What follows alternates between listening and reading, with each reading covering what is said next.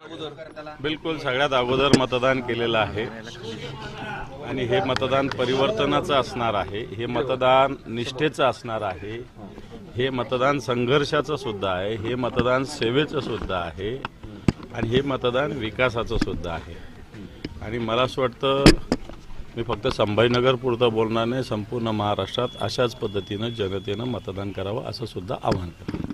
काल रात्री शहरातल्या काही भागामध्ये काय सांग झाला नाही, मला सकाळी 4 पर्यंत झोपच नाही. झोप नाही म्हणजे झोपू दिलं गेलं नाही.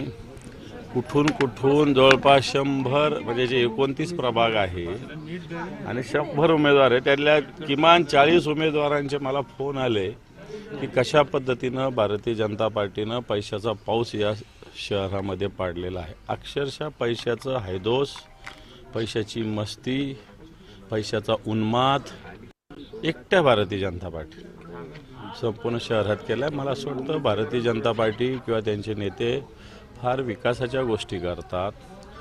आम्ही महाराष्ट्रात, दिल्लीत, मुंबईत असं केलं, मोदींनी असं केलं, फडणवीसांनी असं केलं, मग तुम्हाला पैशाचा पाऊस का पाडावा लागतो? कामाच्या आधारावर मतदाराला मतदान मागितलं पाहिजे, परंतु असं झालेलं नाही. तरी जनता सुज्ञ आहे. जनता निश्चित भारतीय जनता पार्टीला त्यांची जागा दाखवेल. मतदान सुरू होण्यापूर्वी आणि सुरू झालं त्यावेळेस तुमचेच भाऊ एका अधिकाऱ्याला फोन करून जाब विचारत होते की भाजपचे बूथ आहेत आणि आमचे बूथ लावू देत नाहीत, त्यांचे मंडप लावू देतात, आमचे लावू देत नाहीत. असं मग बरोबर आहे ना, मग बरोबर आहे. सत्ताधारी पक्षाचे इथं मंडप लागतात, मंडप लागू नये हा नियम आहे, तो आम्ही पाळतो आणि बाकीचे लोक पाळत नाही. असं कसं होऊ शकतं?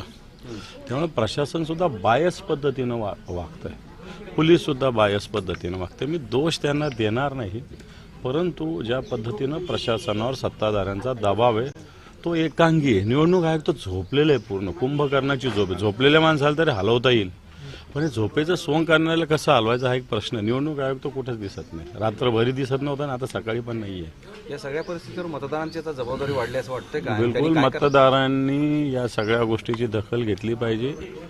एकांगी पद्धतीनं प्रशासनाच्या दबावाखाली अशा पद्धतीनं एका बाजूला एक न्याय आणि एका बाजूला दुसरा न्याय असेल तर मतदारांनी योग्य जे आहे त्याच्या बाजूने न्याय दिला पाहिजे. राज्याचे नेते म्हणून तुम्ही सगळ्या मतदारांना काय आवाहन करणार आहात? नाही, मी मतदारांना हेच आवाहन करेल की या राज्यात परिवर्तनाची आवश्यकता आहे. ज्याला हिंदी शब्द खोकला विकास, नुसतं विकासाचा फुगा आणि विकासाच्या घोषणा या महाराष्ट्रात चालू आहे. खोटे भ्रम म्हणजे ज्याला नॅरेटिव्ह म्हणता येईल अशा पद्धतीनं या महाराष्ट्रात उभं केलं. सत्यता वेगळी आहे. आजच आकडे आले पूर्ण डिसेंबर 2025चे 1150 आत्महत्या या महाराष्ट्रात फक्त एकट्या महाराष्ट्रात घडलेल्या आहे. शेतकरी सुखी. ग्रामीण भागात जरी शहराची निवडणूक असली तरी आम्ही सगळे ग्रामीण भागाशी नाळ जोडलेले आहेत आणि ग्रामीण भागातला एक एक माणूस शहरात राहतो, प्रत्येक कुटुंबातला. मी त्यांना आवाहन करेल की या सगळ्या खोटाडा प्रचार, भ्रमिष्ट प्रचार याच्या विरोधात तुम्ही सावध राहा आणि योग्य व्यक्तींना.